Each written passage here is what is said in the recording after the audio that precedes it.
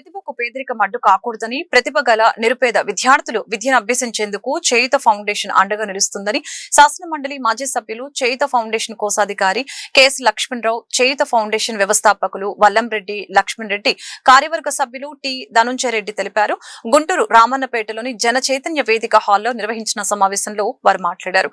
నేటి పోటీ ప్రపంచంలో విద్య అత్యంత ప్రాధాన్యత కలిగి ఉందని, ప్రతిభ కలిగి ఉండి పేదరికంలో మగ్గుతున్న విద్యార్థుల్ని గుర్తించి తమ సంస్థ ద్వారా ఆర్థిక సహాయం అందిస్తున్నామని ఈ సందర్భంగా తెలియజేశారు. ఈ సమావేశంలో చేయుత ఫౌండేషన్ సలహాదారులు పోలూరి వీరారెడ్డి, మేకల రామారావు తదితరులు పాల్గొని మాట్లాడారు. ముఖ్య లక్ష్యం ఈరోజు సమాజంలో ఒక సానుకూలమైన అంశం ఏంటంటే, పేద తల్లిదండ్రులు కూడా మా పిల్లల్ని బాగా చదివించాలి అనే లక్ష్యంతో ఉన్నారు. ఒక ఉదాహరణ ఏంటంటే, గుంటూరు జిల్లాలో ఒకప్పుడు డ్రాప్ అవుట్స్ రేటు 20% ఉండేది. అంటే ఉమ్మడి జిల్లాలో ముఖ్యంగా పల్నాడులో ఎక్కువ ఉండేది. 20% అంటే 1వ క్లాసులో 100 మంది చేరితే 10వ క్లాస్కి వచ్చేసరికి 20 మంది మానేసేవాడు. వాళ్ళలో ఎస్సీ ఎస్టీ ఆడపిల్లలు ఎక్కువ ఉండేవాడు. కానీ ఈరోజు డ్రాప్ అవుట్ రేటు పడిపోయింది, డ్రాప్ అవుట్స్ తగ్గింది. అది చాలా సంతోషకరమైన విషయం.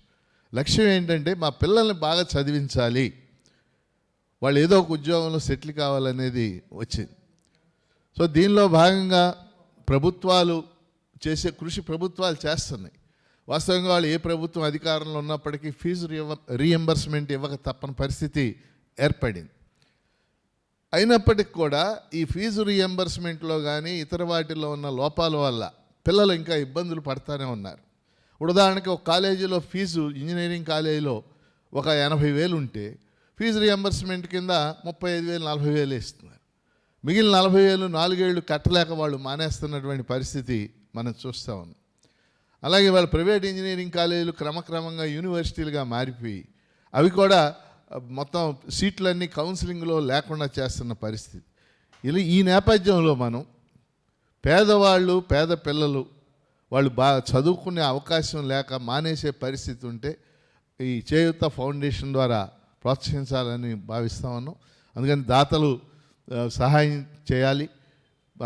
అలాగే మేము కూడా మంచి పేద విద్యార్థులను గుర్తించి వాళ్ళకు ఉపయోగకరంగా ఉండేలా చేస్తామని తెలియజేస్తూ, ముఖ్యంగా ఈరోజు నరేంద్ర గారు ఆస్ట్రేలియాలో మెల్బోర్న్లో ఉంటున్నారు. వారు కూడా సహాయం అందించారు, వారికి కూడా ధన్యవాదాలు. చేయూత ఫౌండేషన్ ఏర్పడి సంవత్సరం అవుతుంది. ఈ సంవత్సర కాలంలో దాదాపు 6 లక్షల రూపాయలు వివిధ పెద్దలు విరాళాలుగా అందించారు.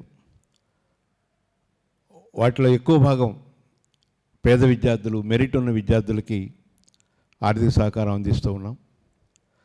గుంటూరు నగరంలో 10 పౌర సంస్థలు వివిధ రకాలైన కార్యక్రమాలు, పేదలకు ఉపయోగపడే కార్యక్రమాలు నిర్వహిస్తూ ఉన్నాయి. వాటన్నిటితో కలిపి కనెక్ట్ అనే పేరుతో అందరి యొక్క సహకారం తీసుకొని కొన్ని కార్యక్రమాలని రూపొందించుకున్నాం. ప్రధానంగా గుంటూరు నగరంలో ఒక 5-6 వేల కుటుంబాలు, నిరుపేద కుటుంబాలు ఉన్నాయి. ఉదయం 4-5 గంటల నుంచి మధ్యాహ్నం 3-4 గంటల వరకు చిత్తు కాగితాలు ఏరుకుంటూ జీవనం గడిపేవాళ్ళు, ఇల్లు లేని వాళ్ళు, కరెంటు లేని వాళ్ళు, ఇలాంటి వాళ్ళు ఉన్నారు. కేరళ రాష్ట్రం ఏ విధంగా అయితే నిరుపేదరికం లేని సమాజాన్ని సృష్టించడానికి ప్రభుత్వ పరంగా కృషి చేసిందో, చేయూత ఫౌండేషన్ గుంటూరు నగరంలో మిగిలిన పౌర సంస్థలని, కేంద్ర రాష్ట్ర ప్రభుత్వాల యొక్క సహకారం తీసుకొని నిరుపేదరికాన్ని నిర్మూలించడానికి కృషి చేస్తాం. వ్యక్తిగతంగా నేను ఇప్పటివరకు ఒక 20 మందిని చదివించగలిగాను. వాళ్ళందరూ బాగా అభివృద్ధి అయ్యారు. కానీ ఒక వ్యక్తి చేసే కృషి చాలా పరిమితంగా ఉంటుంది. చేయూత ఫౌండేషన్ అనేక మంది పెద్దల యొక్క సహకారంతో ఏర్పడింది. డాక్టర్ పివి రమేష్ గారు ఐఏఎస్ రిటైర్డ్, వారు చైర్మన్గా 13 మందితో ఈ కమిటీ పనిచేస్తూ ఉంది. భవిష్యత్తులో ఈ కమిటీకి మరింత మంది దాతలు ముందుకొచ్చి విరాళాలు అందించాలని కోరుకుంటున్నాను. ఆ మొత్తాన్ని ఎక్కువ భాగం పేద విద్యార్థులకి, వారి విద్యా అభ్యున్నతికి కృషి చేస్తామని తెలియజేసుకుంటూ, ఈరోజు